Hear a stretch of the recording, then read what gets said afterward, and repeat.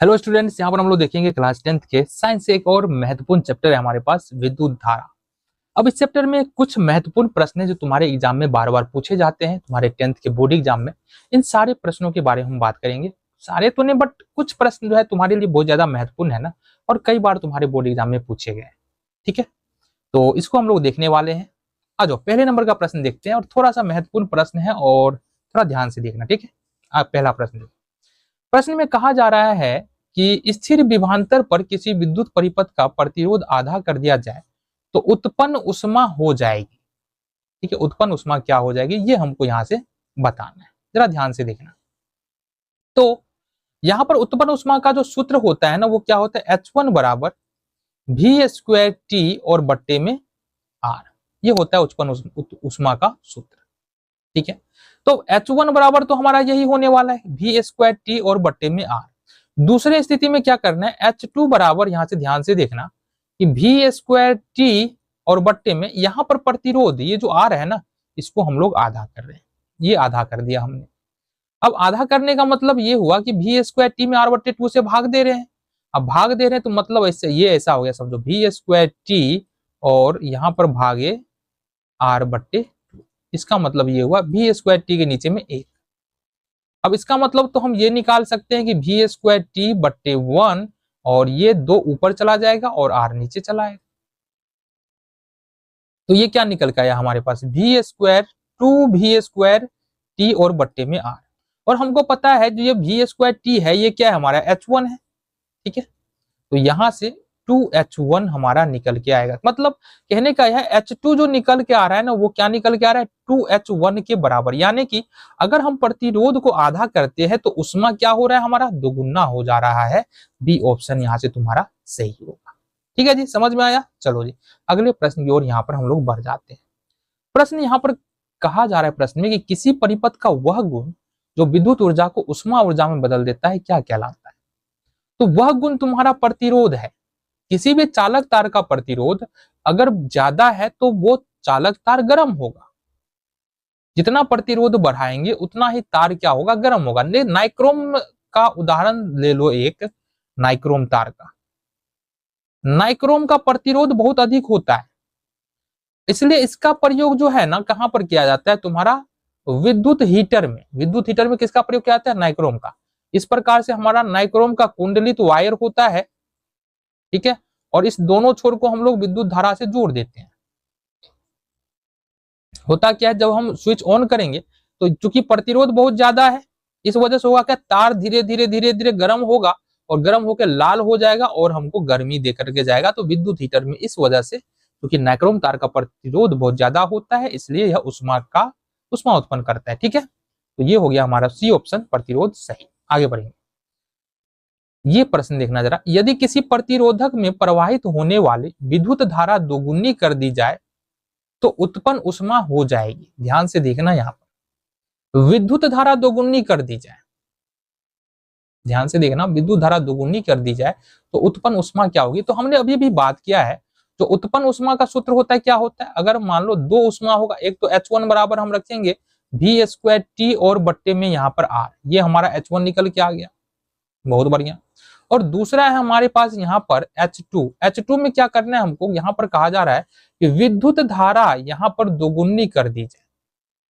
बताओ जरा, देखिए एक बात बता दो, यहाँ पर विद्युत धारा दोगुनी कहां से करेंगे, यहाँ तो विद्युत धारा है ही नहीं। विद्युत धारा है क्या, नहीं है ना, तो इस वाले सूत्र का प्रयोग हम लोग नहीं करेंगे। आ जाओ, H1 बराबर अब की स्थिति में जो प्रयोग करेंगे, ऊष्मा बराबर सूत्र होता है I²RT। तो ये पहली स्थिति में हो गया। H2 बराबर, यहां से I के जगह पर, I को हम लोग क्या कर रहे हैं, दोगुना कर रहे हैं, विद्युत धारा दोगुना हो रहा है, तो ये हो गया हमारे पास 2I इसका वर्ग, और RT तो हमारा कांस्टेंट ही है, ये हो जाएगा 4I²RT।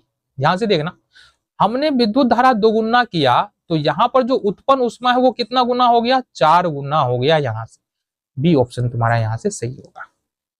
आगे बढ़ेंगे। चलो जी, प्रश्न में कहा जा रहा है एक परिपथ में लगे एमीटर का पठन 2 एम्पियर है। 2 एम्पियर कहने का मतलब क्या है, परिपथ का विद्युत धारा 2 एम्पियर है। तो I बराबर हमारा कितना है, 2 एम्पियर है। क्लियर है बात। चलो, परिपथ में 24 कूलम्ब आवेश प्रवाहित होने में कितना समय लगेगा? तो Q बराबर हमारे पास कितना है? 24 कूलम्ब। कूलम्ब किसका मात्रक होता है? आवेश का। तो Q बराबर हमारे पास 24 कूलम्ब हो गया। पूछा जा रहा है कितना समय लगेगा इस आवेश को प्रवाहित होने में। तो देखो I बराबर होता है हमारा Q बट्टे T, और अगर T बराबर देखेंगे तो ये होगा Q बट्टे I। Q का मान है हमारे पास 24 कूलम्ब और I का मान है 2 एम्पियर। जो समय लग जाएगा वो लग जाएगा तुम्हारा 12 सेकेंड। कौन सा? सी ऑप्शन तुम्हारा यहाँ से सही होगा। आगे बढ़ जाते हैं। चलो जी, प्रश्न में बिल्कुल आसान सा प्रश्न है। प्रश्न में कहा जा रहा है विद्युत हीटर, देखा है ना तुम, जो घरों में हम लोग ठंड के मौसम में विद्युत हीटर का प्रयोग करते हैं, उसमें जो तार की जो कुंडली होती है ना, इस प्रकार से जो तार लगा होता है हमारा, ठीक है, इस प्रकार कुछ इस प्रकार का हीटर होता है, बता दे रहे तुमको, कुछ इस प्रकार का हीटर होता है, ठीक है, इस प्रकार का कुछ तुम्हारा हीटर में भी होगा, ठीक है, ऐसा ही होता है। ये तो तार की कुंडली होती है ना, ये किसका होता है? नाइक्रोम का, टंगस्टन का, तांबा का, जस्ता का, नाइक्रोम का होता है। टंगस्टन का प्रयोग तो हम लोग विद्युत बल्बों में करते हैं ना, विद्युत बल्ब का जो फिलामेंट होता है उसमें। तांबा का प्रयोग तार बनाने के लिए किया जाता है और अन्य दूसरे विद्युत यंत्रों में भी किया जाता है, ठीक है। और जस्ता का प्रयोग हम लोग इलेक्ट्रोड, जो हमारा शुष्क सेल होता है ना, उसका इलेक्ट्रोड बनाने के लिए हम लोग जस्ता का प्रयोग, है ना, करते हैं, ठीक है। आगे बढ़ते हैं। चलो जी, अगले प्रश्न की ओर हम लोग बढ़ जाते हैं। प्रश्न है हमारे पास, यदि एक बल्ब 2 मिनट में 3 एम्पियर की धारा प्रवाहित की जाए तो उसमें कितना आवेश प्रवाहित होगा? ठीक है, पहले दिया क्या हमारे पास? 2 मिनट, मतलब समय दिया है। T बराबर 2 मिनट दिया है, इसका मतलब 2 गुने 60 बराबर में 60 दूनी 120, ये होगा हमारे पास 120 सेकेंड, ठीक है। देन इसके बाद हमारे पास क्या दिया? इसके बाद हमारे पास दिया 3 एम्पियर। एम्पियर किसका मात्रक होता है? एम्पियर मात्रक होता है तुम्हारा किसका? एम्पियर मात्रक होता है विद्युत धारा का, मतलब I बराबर यहाँ पर दिया है 3 एम्पियर। तो कितना आवेश प्रवाहित होगा, क्या पूछा जा रहा है? आवेश, आवेश मतलब Q, Q बराबर क्या होगा? तो सूत्र लगाना है हमको, I बराबर Q बट्टे 2, विद्युत धारा बराबर आवेश बट्टे समय। Q पूछा जा रहा है तो यहां से हम लिख सकते हैं Q बराबर क्या होगा? I T। I का मान कितना है हमारे पास? I का मान है 3 एम्पियर और T का मान है यहाँ से 120 सेकेंड। गुना कर लो, 32 360 कूलम्ब। ये हमारा आंसर होगा, बी ऑप्शन तुम्हारा यहाँ से सही है, ठीक है। आगे बढ़ते हैं। चलो जी, प्रश्न में यहां पर कहा जा रहा है कि 200 वोल्ट विभवांतर के 2 बिंदुओं के बीच 5 मिली कूलम्ब आवेश को ले जाने में कितना कार्य किया गया होगा? आ जाओ, सबसे पहली बात यहाँ पर 200 वोल्ट दिया है। वोल्ट का मतलब क्या है? विभवांतर दिया, विभवांतर को सूचित करते हैं V से। V बराबर यहाँ पर हो गया हमारे पास 200 वोल्ट। दूसरी बात, मिनी कूलम्ब, कूलम्ब हो या मिनी कूलम्ब हो, कूलम्ब किसका मात्रक होता है? आवेश का। इसका मतलब हमको आवेश दिया है, मतलब हमारे पास यहाँ पर Q है, Q दिया है 5 मिनी कूलम्ब, और इसको कूलम्ब में चेंज करेंगे तो 5 गुने 10 पर पावर -3 कूलम्ब, ये हो जाएगा, ठीक है। चलो जी, कहा जा रहा है कि 200 वोल्ट विभवांतर के 2 बिंदुओं के बीच में 5 मिली कूलम्ब आवेश को ले जाने में कितना कार्य किया गया होगा? तो हमको पता है विभवांतर बराबर होता है W बट्टे Q, किया गया कार्य बट्टे आवेश, और यहां से अगर हम किया गया कार्य निकाले तो ये हो जाता है हमारा VQ। V का मान यहाँ पर 200 है वोल्ट और Q का मान हमारे पास है 5 गुने 10 पर पावर 3 माइनस का 3। अब चूंकि 10 पर पावर -3 है, इसका मतलब देखो, अगर हम लिखते हैं x पर पावर माइनस है तो इसको हम लोग ऐसे लिखते हैं x पर 1 बट्टे x पर पावर a, ऐसे लिखते हैं ना। तो इसका मतलब यदि हमारे पास ये 2 पंचे तो 10 हो जाएगा हमारे पास 1000 गुने में 10 पर पावर 3 है, इसका मतलब ये हो जाएगा हमारे पास 1, और 10 पर पावर 3 का मतलब 1000। 1000 से 1000 कैंसिल हो जाएगा, बचेगा हमारे पास कितना? बचेगा हमारे पास 1, और चूंकि कार्य निकाल रहे हैं तो ये हो जाएगा हमारा जूल। 1 जूल हमारे यहाँ से उत्तर निकल के आ जाएगा, बी ऑप्शन तुम्हारा यहाँ से सही, ठीक है। चलो चलो, प्रश्न में कहा जा रहा है कि 2 विद्युत बल्बों की रेटिंग 200 वोल्ट और 40 वाट और 60 वाट है। देखना जरा, तो इनके प्रतिरोधों का अनुपात क्या होगा, ये पूछा जा रहा है। कभी भी ऐसा प्रश्न तुमको पूछा जाए ना कि 2 विद्युत बल्बों की रेटिंग, यानी कि जो विभवांतर है दोनों की समान है, यहाँ विभवांतर दोनों को समान दिया हुआ है 220 वोल्ट, तो इससे हमको कोई मतलब नहीं रखना है। प्रतिरोधों का अनुपात पूछ रहा है, तो यहाँ पर पहले बल्ब का शक्ति क्या है? 40 वाट, तो इसको हम P1 मान लेते हैं। दूसरे बल्ब की शक्ति है यहाँ पर 60 वाट, इसको हम लोग P2 मान लेते हैं। पूछा क्या जा रहा है, पहले बल्ब का प्रतिरोध बट्टे में दूसरे बल्ब का प्रतिरोध, मतलब R1 बट्टे R2 हमसे पूछा जा रहा है। सिंपली R1 बट्टे R2 बराबर हो जाएगा P2 बट्टे P1। ठीक है, P2 का मान है 60 वाट और P1 का मान है हमारे पास 40 वाट। खत्म, 0 से 0 खत्म, 3 दूना 6, 2 दूनी 4। तो R1 बट्टे R2 का जो अनुपात होगा वो होगा हमारे पास 3:2। देखो ये ऑप्शन यहाँ से सही होगा। तो यहाँ पर हमारे पास अगला प्रश्न है। प्रश्न देखो क्या कहा जा रहा है, दो तारों के तो यहाँ पर हमारे पास अगला प्रश्न है और देखिए जरा हमारा प्रश्न क्या है। प्रश्न हमारे पास दो तांबे के तार समान लंबाई के हैं, पहला दूसरे तार से दोगुना मोटा है, दोनों तारों के प्रतिरोधों का अनुपात क्या होगा। बिल्कुल आसान सा प्रश्न है, लेकिन हम अगर बोल रहे हैं आसान सा प्रश्न है, इसका मतलब ये नहीं है कि तुम हल्के में लो। तुम हल्के में मत लो, तुमको बस इतना करना है कि ध्यान से देखना है। देखो जरा, प्रश्न में कहा जा रहा है कि तार की लंबाई समान है, बट पहला तार दूसरे तार से दोगुना मोटा है। मतलब पहला जो तार है इसकी मोटाई अधिक होगी, ठीक है, और जो दूसरा तार है इसकी मोटाई कम होगी। प्रश्न में तो यही कहा जा रहा है, इसकी मोटाई कम होगी। ठीक है, ये कहा जा रहा है। लंबाई दोनों की समान है, L इसका भी है और L इसका भी है। सपोज इसकी त्रिज्या हम मान लेते हैं 2R और इसकी त्रिज्या मान लेते हैं हम लोग R, तभी ना, इसकी त्रिज्या R है और इससे दुगुनी मोटाई का है, मतलब इसकी त्रिज्या 2R हो जाएगा। ठीक है, चलो जी, प्रतिरोधों का अनुपात क्या होगा ये हमसे पूछा जा रहा है। दोनों की लंबाई तो L ही है। ठीक है, प्रतिरोध बराबर जो सूत्र होता है ना वो होता है R बराबर रो R1 निकालेंगे ना, R1 मतलब पहले का प्रतिरोध, ये होगा रो L और बट्टे में A।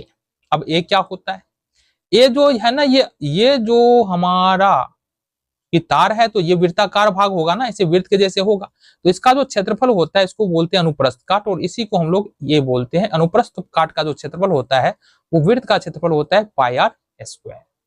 क्लियर है बात, चलो जी। तो ये हो गया हमारा रो एल और बट्टे में ए का मान पाई आर स्क्वायर, पाई का पाई, और आर का मान यहाँ पर 2r है तो ये हो गया हमारे पास 2r का स्क्वायर। इसका मतलब ये हो गया हमारे पास रो एल और बट्टे में 2 दूना 4 पाई आर स्क्वायर, तो ये R1 निकल गया। अब अगर देखिए R2 बराबर, तो ये होगा तो सेम ही सूत्र, ये हमारे पास हो जाएगा रो एल और बट्टे में A। अब जाहिर सी बात है रो एल का रो एल और यहाँ पर R का मान R ही है, तो इसका मतलब ये होगा हमारे पास पाई आर स्क्वायर। R1 R2 निकल गया, हमको पूछ रहा है दोनों का अनुपात, तो R1 बट्टे R2 बराबर में रो एल बट्टे 4 पाई आर स्क्वायर, बट्टे में R2 का मान है रो एल बट्टे में पाई आर स्क्वायर। इसको सॉल्व करो, रो एल बट्टे 4 पाई आर स्क्वायर गुने पाई आर स्क्वायर और बट्टे में rho L. Pi are square से पाई आर स्क्वायर खत्म, पाई एल से पाई एल, रो एल से रो एल खत्म, क्या बचा हमारे पास 1/4, मतलब 1:4। कहने का मतलब ये है कि R1 बट्टे R2 का जो रेशियो निकल के आ रहा है 1:4 निकल के आ रहा है। बी ऑप्शन तुम्हारा यहाँ से सही होगा। ठीक है, आगे बढ़े, चलो जी। ये हमारे पास एक और महत्वपूर्ण प्रश्न है, आओ जरा ध्यान से इस प्रश्न को भी तुमको देखने की जरूरत है, समझना पड़ेगा। ठीक है, देखो प्रश्न हमारे पास R प्रतिरोध के एक तार को तब तक खींचा जाता है जब तक कि इसकी त्रिज्या आधी नहीं हो जाती है, इसका नया प्रतिरोध क्या होगा ये हमको यहाँ पर बताना है। बिल्कुल आसान सा प्रश्न है, शर्त यही है कि तुम ध्यान से देखो। तो पहले बात हम मान लेते हैं कि R प्रतिरोध के एक तार को तब तक खींचा जाता है जब तक कि इसकी त्रिज्या आधी नहीं हो जाती। ठीक है, चलो बहुत बढ़िया। तो हमारे पास जो है ना, चलो ये तार है, ये तार है और इस तार की जो त्रिज्या है ना ये 2r है। कितना है हमारे पास 2r है, और इसकी लंबाई यहाँ पर L है। कितनी है, L है। ध्यान से देखना, इस तार को हमने खींचा, खींच करके और लंबा बनाया, और कब तक खींचा, जब तक कि इस तार की त्रिज्या हमारा 2r से r नहीं हो जाएगा, मतलब त्रिज्या आधी हो जाएगी। अब जाहिर सी बात है अगर हम इसको खींच रहे तो लंबाई तो बढ़ेगा, तो इसकी लंबाई हम मान लेते हैं क्या है, L डैश। तो लंबाई बदल रहा है यहाँ पर तार का, त्रिज्या बदल रहा है तार का? क्या नहीं बदल रहा होगा? तो दोनों तार का आयतन नहीं बदल रहा होगा। अगर इसका आयतन यदि V1 माने, इसका आयतन हम V2 माने, तो आयतन दोनों का नहीं बदलेगा, है ना, क्योंकि पदार्थ तो उतना ही है ना, इतना ही तार से ये तार बनाया गया, तो आयतन तो बदलेगा नहीं। और तार का आयतन, तार कैसा होता है देखो जरा, तार होता है तुम्हारा कुछ इस प्रकार का ना, ऐसा होता है। तो कहने का मतलब है तार का आयतन, मतलब ये कैसा दिख रहा है, बेलन, तो बेलन का आयतन क्या होता है, पाई आर स्क्वायर एच होता है। इससे निकालेंगे। तो अगर हम V1 बराबर करें, चूंकि हमने कहा कि V1 V2 बराबर होगा, तो यहां से देखो V1 बराबर होगा यहाँ से V2 के। अब अगर V1 निकाले तो V1 की स्थिति में पाई का मान तो पाई होगा, R का मान क्या हो जाएगा 2R, तो ये होगा पाई आर स्क्वायर, मतलब 2R का स्क्वायर, और H के जगह पर क्या आएगा L, है ना, ऊंचाई, ये ऊंचाई यही होता है, तो ये तो L है हमारा, तो ये आ जाएगा हमारा L। और दूसरे वाले जाएंगे तार में, V2 में देखेंगे तो पाई का पाई होगा, R का R स्क्वायर हो जाएगा, और L का मान है हमारा L डैश, L का मान क्या है, L डैश है। तो इस स्थिति में अगर हम देखें तो 2 दूनी 4R स्क्वायर, ठीक है, तो ये सिंपली निकलेगा 4 पाई आर स्क्वायर L बराबर में pi are square L dash. Pi are square से पाई आर स्क्वायर खत्म हो जाएगा, यानी कि यहाँ पर L डैश बराबर जो मिल रहा है हमको, ये मिल रहा है 4L। ये ध्यान रखना है, L डैश बराबर कितना मिल रहा है, 4L यहाँ से हमको मिल रहा है। ठीक है, इतनी बातें तुमको समझ में आ गई, बहुत बढ़िया। चलो जी, अब ध्यान से देखना, ध्यान से देखना कि अगर हम प्रतिरोध निकालते हैं, अगर पुराने वाले का प्रतिरोध निकाले तो वो क्या निकलेगा, आर बराबर क्या निकलेगा, आर बराबर क्या निकलेगा, देखो जरा, आर बराबर हमारा निकल जाएगा यहाँ से रो एल, और पुराना वाला प्रतिरोध तो ये होगा ना, ये होगा, ठीक है, आर रो एल और बट्टे में ए होगा। ये क्या होता है, अनुप्रस्थ काट का क्षेत्रफल, मतलब वृत्त का क्षेत्रफल बोलेंगे, ये वाला जो है ना, ए वाला, इसका क्षेत्रफल। तो ये हो गया हमारे पास रो एल का एल, और ए के जगह पर पाई आर स्क्वायर होगा, पाई आर, और आर के जगह पर हमारे पास 2R है ना, तो ये होगा हमारा 2R का स्क्वायर। ये हो गया हमारे पास रो एल, और बट्टे में 2 दूनी 4 पाई आर स्क्वायर। ये क्या निकला हमारे पास, आर, जो पहले प्रतिरोध था वो। अब अगर हम देखें आर डैश निकाले, यानी कि नया प्रतिरोध जब लंबाई बढ़ जाता है तब प्रतिरोध क्या होगा इस स्थिति में, तो रो ये होगा एल डैश, दूसरे के लिए लंबाई एल हो, एल डैश हो गया ना, एल डैश, और बट्टे में हमारा ए, अब तो त्रिज्या कितना आर है, तो सिंपली यहाँ पर पाई आर स्क्वायर हो जाएगा, पाई आर स्क्वायर। और साथ ही साथ हमको पता है रो एल का रो एल डैश तो होगा ही, एल डैश के जगह पर क्या लिखना है बाबू, एल डैश के जगह पर क्या 4L हम लोग लिख सकते हैं, उन्हें मान निकाला था, एल डैश का जगह पर हो जाएगा हमारा 4L, और बट्टे में यहाँ पर पाई आर स्क्वायर। क्या आ गया तुम्हारा, आ गया ना, चलो आ जाओ जी, आ जाओ, ये हमारा R1 निकल गया, और ये हमारा R2 यहाँ से निकल गया। अब देखो अगर हम यहाँ से करें R बट्टे R डैश, दोनों का अनुपात निकाले तो क्या निकलेगा, R का जो मान निकला है वो निकला है रो एल बट्टे में 4 पाई आर स्क्वायर, और R डैश का मान निकला है यहाँ से रो, या इसे गुना कर लो, इसको गुना कर लो, 4 रो एल, ठीक है, 4 रो एल, और बट्टे में यहाँ पर क्या हो जाएगा हमारा पाई आर स्क्वायर।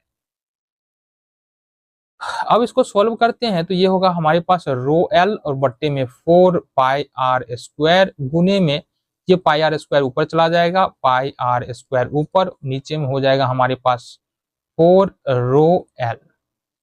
तो यहाँ से पाई आर स्क्वायर से pi are square cancel, rho L से रो एल कैंसिल।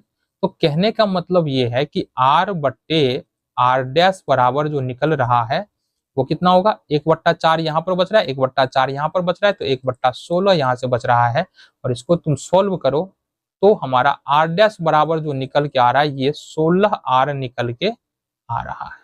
यही पूछ रहा था कि आर डैश कितना होगा, तो ये हमारा 16R निकल के आएगा। सी सही ऑप्शन तुम्हारा यहाँ से होने वाला है। ठीक है, आगे बढ़ते हैं। प्रश्न में तुमको यहाँ पर कहा जा रहा है कि 1 मिली कूलम आवेश को 25 वोल्ट विभव वाले बिंदु से 125 वोल्ट विभव वाले बिंदु तक ले जाने में कितना कार्य किया गया होगा, ये हमसे पूछा जा रहा है। तो यहाँ पर सबसे पहले विभवांतर निकाला। विभवांतर क्या होता है? अगर दो बिंदुओं का विभव दिया हुआ है तो विभवांतर कैसे निकालेंगे हम?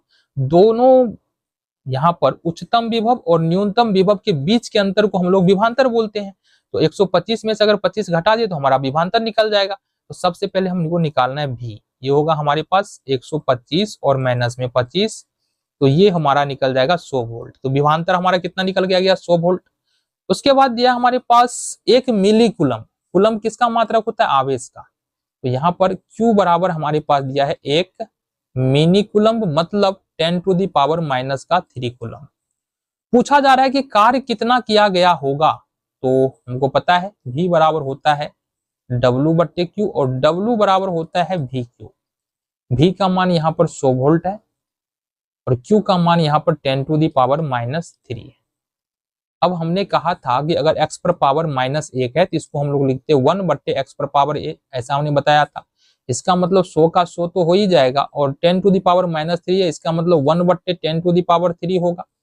इसको अगर सोल्व करें तो 100 का 100 और 10 टू दी पावर 3 का मतलब 1000। डबल जीरो से डबल जीरो खत्म, 1 बट्टे 10 यहाँ पर बच रहा है, तो ये होगा हमारे पास 0.1। 0.1 चूंकि कार्य निकाल रहे हैं तो ये हो जाएगा हमारा जूल। ठीक है, 0.1 जूल। डी ऑप्शन तुम्हारा यहाँ से सही होगा। चलो जी, प्रश्न है हमारे सामने, आर प्रतिरोध के एक तार को 10 भागों में काटकर इन भागों को समांतर क्रम में जोड़ दिया जाता है, तो संयोग का प्रतिरोध क्या होगा? चलो जी, आर प्रतिरोध के एक तार को 10 भागों में काटा जाता है। एक सिंपल सा उदाहरण हम यहां पर बता रहे हैं। तार का प्रतिरोध R है, ध्यान से देखना। इसको 2 भाग में काटे हैं तो ये होगा R/2, प्रत्येक का प्रतिरोध R/2 हो जाएगा। अब अगर इसको समांतर क्रम में जोड़े तो 1/RP बराबर हो जाएगा 1/R/2 प्लस में 1/R/2 हो जाएगा, या 1/RP बराबर यहां पर हो जाएगा ये 2/R और प्लस में 2/R। ठीक है, 1/RP बराबर हो जाएगा हमारे पास 4/R, या RP बराबर यदि देखते हैं तो R और बट्टे में यहाँ पर 4 होता है। ध्यान से देखना, हमने कहा R ओम के एक प्रतिरोध को 2 भाग में काटा है। कितना भाग में काटा है? 2 भाग में काटा है। ठीक है, उसको समांतर क्रम में जोड़ा है, तो जो समतुल्य प्रतिरोध हुआ वो R है ही, और चूंकि 2 भाग में काटा है तो 2 का स्क्वायर ले लो।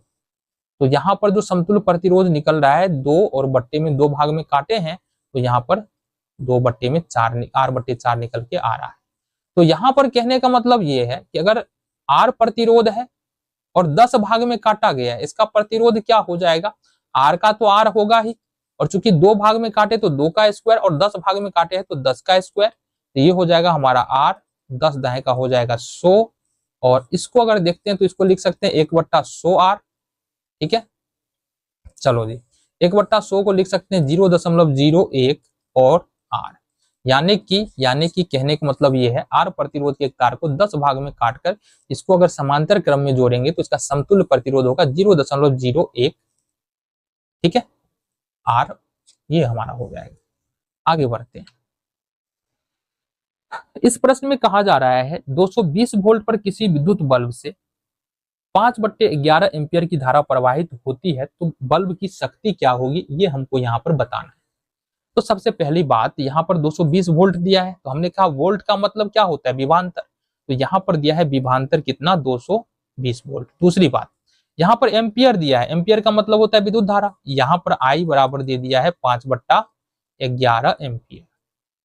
तो विद्युत बल्ब की शक्ति पूछ रहा है, शक्ति बराबर P बराबर, यदि V पता है I पता है तो कौन सा सूत्र लगाएंगे? P बराबर VI।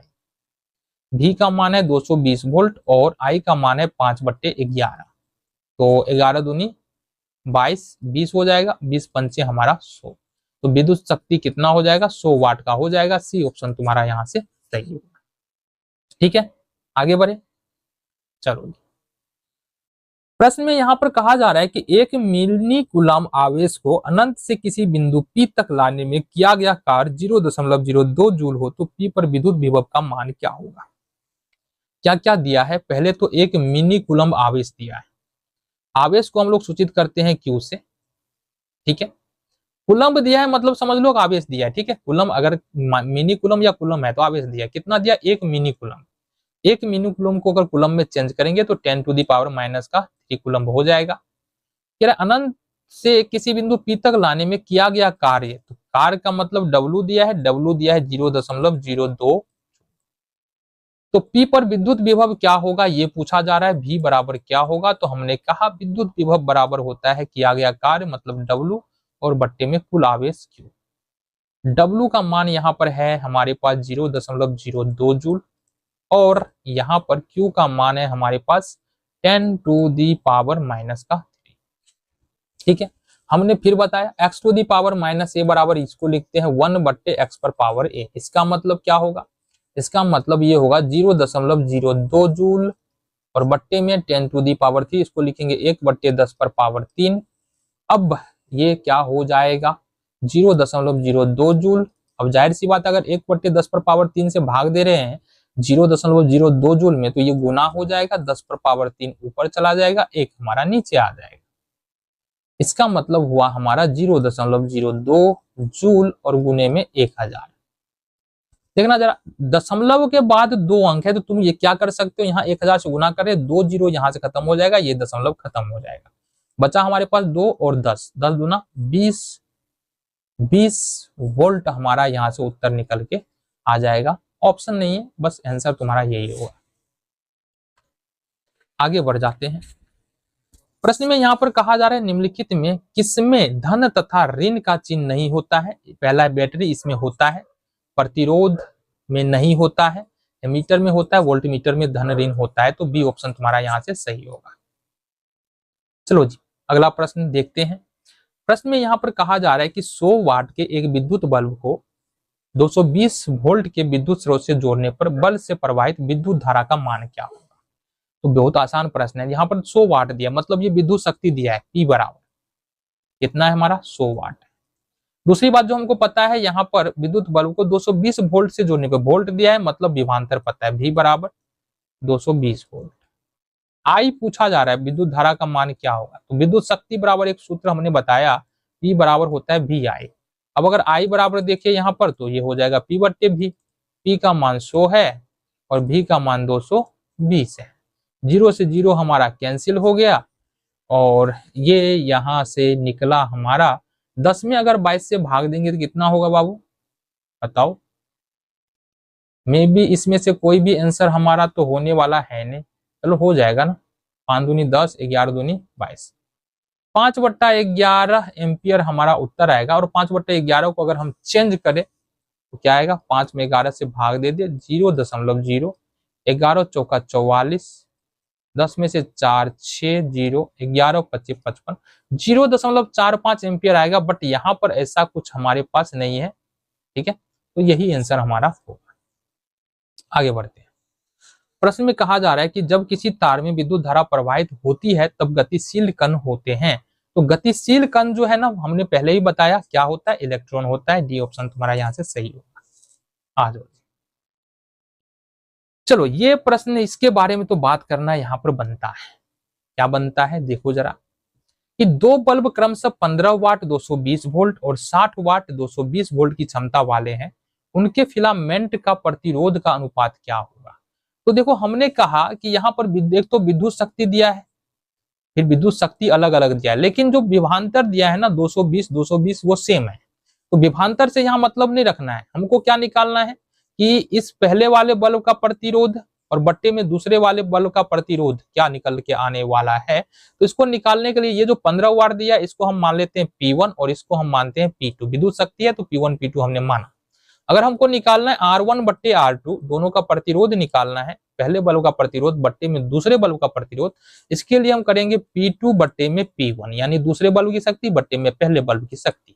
तो दूसरे बल्ब की शक्ति है हमारे पास 60 वाट और पहले बल्ब की शक्ति हमारे पास 15 वाट, ठीक है, 15 चौका 60, ये निकला हमारे पास 4/1 मतलब 4:1। ये तुम्हारा उत्तर हो जाएगा, बी ऑप्शन यहाँ से सही होगा। बिल्कुल आसान है। चलो आगे बढ़ते हैं। प्रश्न में यहाँ पर कहा जा रहा है कि 6 ओम प्रतिरोध की कोई विद्युत स्थिति 10 एम्पियर की विद्युत धारा लेती है तो 30 सेकंड में उत्पन्न ऊष्मा का परिणाम क्या होगा, हमको ये बताना है। तो सबसे पहली बात 6 ओम, ओम किसका मात्रक होता है, प्रतिरोध का, तो मतलब यहाँ पर हमारे पास आर पता है कितना, 6 ओम। दूसरी बात है यहाँ पर 10 एम्पियर दिया है, तो एम्पियर किसका मात्रक होता है, यहाँ पर विद्युत धारा का, मतलब आई बराबर हमको पता है 10 एम्पियर। ठीक है, फिर है हमारे पास 30 सेकेंड, सेकेंड किसका मात्रक होता है, समय का, तो ये टी बराबर हमारे पास है 30 सेकेंड। कितना विद्युत ऊष्मा उत्पन्न होगा, तो इसके लिए हम लोग प्रयोग करेंगे H बराबर आई स्क्वायर आर टी। आई का मान है यहाँ पर 10, तो 10 का स्क्वायर गुने आर का मान है 6 और टी का मान है यहाँ पर 30 तो 30 हो गया। चलो जी, बहुत बढ़िया। ये हो गया हमारे पास 10 ढाई का 100 गुने 6 और गुने में 30। अगर इसको गुना करो 600 क्षेत्रीय का 18, ये हो जाएगा हमारे पास 18,000। 18,000 मतलब क्या है कि 18 और गुने में 1000 है ना। अब 1000 अगर हम जूल जोड़े तो 1 किलो जूल के बराबर होता है, तो अगर 18,000 जूल है तो ये हमारा कितना हो जाएगा, 18 किलो जूल। ये हमारा सी ऑप्शन सही होगा। ठीक है, आगे बढ़ते हैं। प्रश्न में कहा जा रहा है यहाँ पर दो प्रतिरोध हो, ए बराबर 2 ओम और बी बराबर 4 ओम के समांतर परिपथ में समान विद्युत धारा प्रवाहित होती है, तो ए और बी में उत्पन्न ऊष्मा का अनुपात क्या होगा, हमको ये यहां से बताना है। आ जाओ। तो हमने कहा कि H1 हम पहले निकालते हैं। H1 बराबर उत्पन्न ऊष्मा का, उत्पन्न जो ऊष्मा होता है ये होता है वी स्क्वायर टी और बट्टे में आर। देखना जरा, वी स्क्वायर टी, तो ये हो जाएगा हमारे पास वी स्क्वायर टी। चूंकि यहाँ पर समय और विभवांतर नहीं बदल रहा है, बदल क्या रहा है हमारे पास आर, तो आर है हमारे पास यहाँ से 2 ओम। H2 बराबर देखेंगे तो ये होगा हमारे पास वी स्क्वायर टी और आर का मान यहाँ पर है 4, आर है तो आर का मान यहाँ पर कितना, आर का आर लिख लो, वी स्क्वायर टी और बट्टे में ये होगा 4। कह रहा है H1 बट्टे H2 का मान क्या होगा, तो H1 बट्टे H2 निकालना है, ये होगा वी स्क्वायर टी बट्टे में 2 और बट्टे में हो जाएगा हमारे पास वी स्क्वायर टी और बट्टे में 4। ये होगा वी स्क्वायर टी बट्टे में 2 गुना हो जाएगा 4 ऊपर, वी स्क्वायर टी नीचे, वी स्क्वायर टी से वी स्क्वायर टी कैंसिल, 2 दूना यहाँ से 4, बचा हमारे पास 2/1, मतलब H1 अनुपात H2 जो निकल के आएगा वो हमारा 2:1 निकल के यहाँ से आ जाएगा। ए ऑप्शन तुम्हारा यहाँ से सही होगा। आगे बढ़ते हैं। अगला प्रश्न है यहाँ पर, किसी प्रतिरोधक के सिरों से बैटरी को संयोजित करने पर 6 वोल्ट विभवांतर पर 10 सेकंड में 16 कूलम को स्थानांतरित करने में उत्पन्न ऊष्मा का मान क्या होगा, हमको ये बताना है। देखो यहाँ पर क्या क्या यहाँ पर दिया है, जरा ध्यान से देखना। एक तो विभवांतर दिया है, कितना दिया है, V बराबर यहाँ पर दिया है 6 वोल्ट, पहली बात। दूसरी बात, समय दिया है, T बराबर कितना दे दिया है, T बराबर दे दिया है यहाँ से 10 सेकंड। और तीसरी बात यहाँ पर क्या दिया है, 16 कूलम, मतलब हमारे पास Q दिया है, Q बराबर दिया है 16 कूलम। अब ध्यान से देखो कि उत्पन्न ऊष्मा बराबर हमारे पास दो सूत्र है, एक है H बराबर आई स्क्वायर आर टी, ठीक है, और है एक H बराबर वी स्क्वायर टी और बट्टे में आर, ये दो सूत्र है। तो यहां पर हमको क्या चाहिए, या फिर आई चाहिए या फिर भी चाहिए। भी है, आई हमारे पास तो है नहीं, है ना, आई हमारे पास नहीं है, टी है हमारे पास, आर है क्या, आर भी नहीं है। तो एक तो हमारे पास आई नहीं है, दूसरा आर नहीं है, तो ये हमको निकालना पड़ेगा चाहे जिस भी सूत्र का प्रयोग करो। ठीक है, और ये हमारे पास वी स्क्वायर टी और बट्टे में आर, तो भी है हमारे पास, और दूसरा जो हमारे पास क्या है, टी है हमारे पास और आर नहीं है। तो समस्या तो है। आ जाओ जी, देखते हैं क्या कर सकते हैं। सबसे पहली बात हमारे पास टी है और क्यू है ना, इधर देख लेते हैं। हमारे पास टी है यहाँ पर 10 सेकेंड और क्यू है हमारे पास 16 कूलम, ये ना दिया हुआ। चलो जी, तो आई बराबर क्या होता है, आई बराबर होता है क्यू और बट्टे में टी। क्यू का मान है 16 और टी का मान है 10, मतलब 1.6 एम्पियर। ये हमारा आई निकल के यहाँ से निकल के आ जाएगा। दूसरा आर भी निकाल लेते हैं। आर बराबर होता है हमारा वी आई, भी का मान यहाँ पर 6 वोल्ट है और आई का मान यहाँ पर अभी हमने निकाला 1.6 एम्पियर। 1.6 एम्पियर। अब कोई सा सूत्र पर लगा लो, इसी पर लगाते हैं, आई स्क्वायर आर टी। तो आई का मान यहाँ पर कितना है 1.6, 1.6 का स्क्वायर, और आर का मान यहाँ पर कितना है 6/1.6, और टी का मान कितना है यहाँ पर 10 सेकेंड। करो जी, ये से ये खत्म हो जाएगा, ठीक है। अब अगर 1.6 को 10 से गुना कर देंगे 16 हो जाएगा, 16 का 6 से गुना कर देंगे 96 हो जाएगा, 96 जूल हमारा यहाँ से उत्तर हो जाएगा। आ जाओ, सी ऑप्शन तुम्हारा यहाँ से सही होगा। आगे बढ़ेंगे। प्रश्न में कहा जा रहा है कि 1 ओम के 3 प्रतिरोध के संयोजन से न्यूनतम कितना प्रतिरोध प्राप्त किया जा सकता है। तो हमको पता है न्यूनतम प्रतिरोध प्राप्त करने के लिए हम प्रतिरोध को समांतर क्रम में जोड़ते हैं।